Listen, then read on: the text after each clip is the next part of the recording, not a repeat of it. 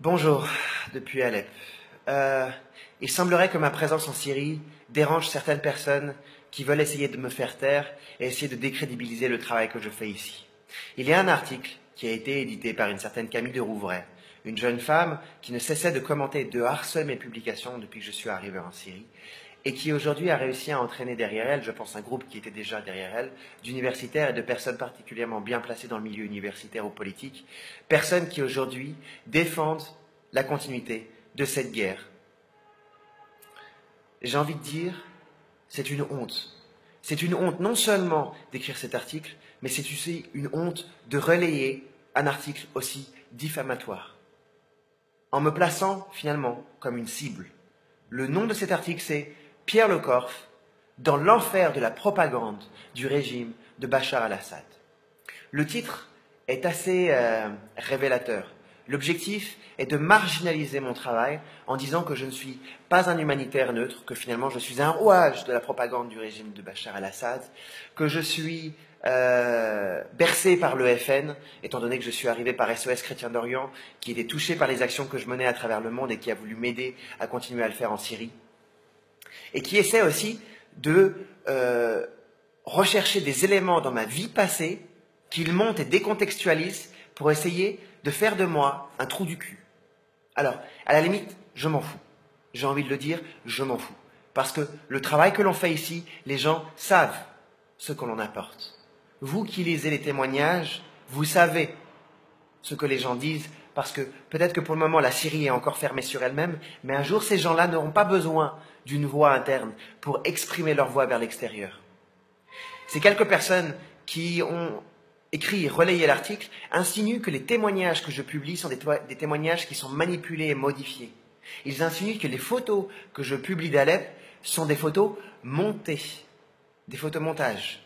Ils insinuent que je suis un menteur, que je suis là pour défendre le gouvernement. Alors je vais vous le rappeler une dernière fois. Oh non, peut-être pas une dernière fois, je pense que je vais continuellement vous le rappeler en fait. Je suis ici comme un humanitaire neutre. Je prends une position contre les terroristes parce que j'ai l'expérience de ce qui se passe ici à Alep et je le vois. Venez ici à Alep, venez demander qu'est-ce qu'ils vivent. Vous verrez. Ici, les gens meurent par le terrorisme. Sur toutes les lignes de front, ce ne sont que des drapeaux noirs, ce ne sont pas des rebelles. Toutes les roquettes, les bonbonnes de gaz montées en roquettes, les chaudières à eau montées en roquettes qui tombent ici ne tombent que sur des quartiers civils. Alors, encore une fois, il n'y a ni tout blanc, ni tout noir. Je ne suis pas là pour dire ça, mais je vis à l'ouest. Je m'occupe des civils de l'Est comme de l'Ouest, parce que les civils de l'Est sont ici aussi. Ils sont arrivés ici ces derniers mois, années et jours. Et on s'en occupe. On fait de notre mieux. Ces familles sont heureuses d'être arrivées là. Croyez-moi, ces familles sont heureuses d'être arrivées là. Alors vous me direz, oui, mais ce que tu dis, c'est ils sont heureux d'arriver là parce qu'ils ne supportaient plus les bombardements. Oui, c'est vrai, ils ne supportent plus les bombardements, mais il n'y a pas que ça. Et il n'y a pas que ça. Croyez-moi que les conditions de vie de l'autre côté sont terribles. Je vais continuer à transmettre les témoignages de ces gens.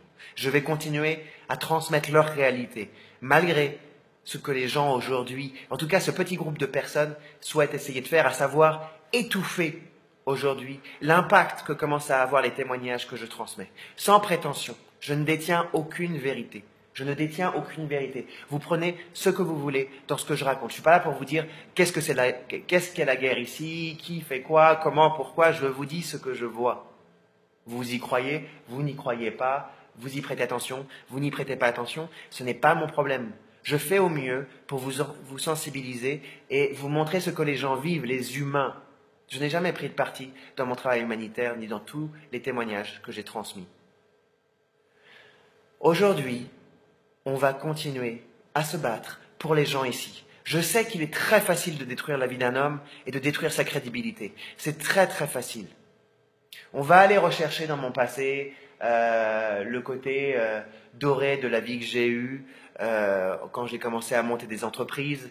On va commencer à parler des milieux pauvres dans lesquels j'étais finalement, avec ce parcours particulièrement atypique qu'ils ont réussi à remonter de la manière la plus honteuse pour essayer de rendre finalement mon histoire ridicule.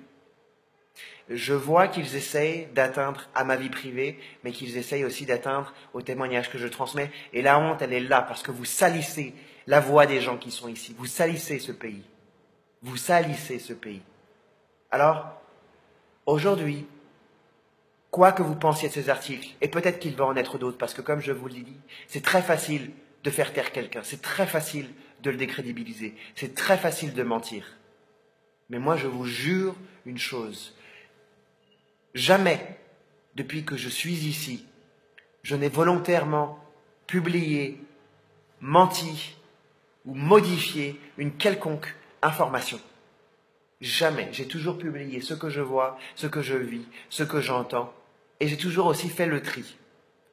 Toutes les histoires que je vous transmets, j'en ai les copies, j'en ai les enregistrements. Toutes les photos des familles, c'est une preuve de courage, vous vous rendez compte? C'est une zone de guerre. Les gens acceptent de témoigner sur la guerre. Les gens acceptent de parler de ce que les autres faisaient de l'autre côté. Ils osent raconter leur vie, ils osent raconter la souffrance. C'est une prise de risque incroyable. C'est du courage. Comment est-ce que des hommes comme ceux-là, qui sont derrière un clavier d'ordinateur, je ne sais où dans le monde, et qui passent leur temps à servir des arguments congelés depuis des années, mais vous savez, la glace, elle fond au soleil. Et en ce moment, la glace, elle fond au soleil. Vos arguments qui visent à maintenir cette guerre ici en Syrie, qui visent à continuer le massacre de gens, à maintenir que ce soit des bombardements ou que ce soit maintenir les tirs des terroristes. Vous dites que vous faites ça pour la protection du peuple syrien? Vous tuez les gens. Vous tuez les gens. Alors je vous le répète, je suis ici en tant qu'humanitaire neutre. On mène des actions sur le terrain qui sont bien réelles et on se battra au mieux qu'on le peut et je continuerai à transmettre ces histoires. Allez raconter ce que vous voulez. Allez dire que je suis le suppôt de ceci, le suppôt de cela. Allez dire ce que vous voulez. Je ne suis pas là pour faire un concours de masturbation et j'ai pas envie de jouer dans votre jeu. Parce que déjà, sincèrement, c'est honteux. C'est juste honteux. J'ai pas d'autres mots. J'ai pas d'autres mots. Et ça me met en colère. Ça me met vraiment en colère parce que j'ai rien à cacher ici. Alors amusez-vous bien et bon courage pour la suite.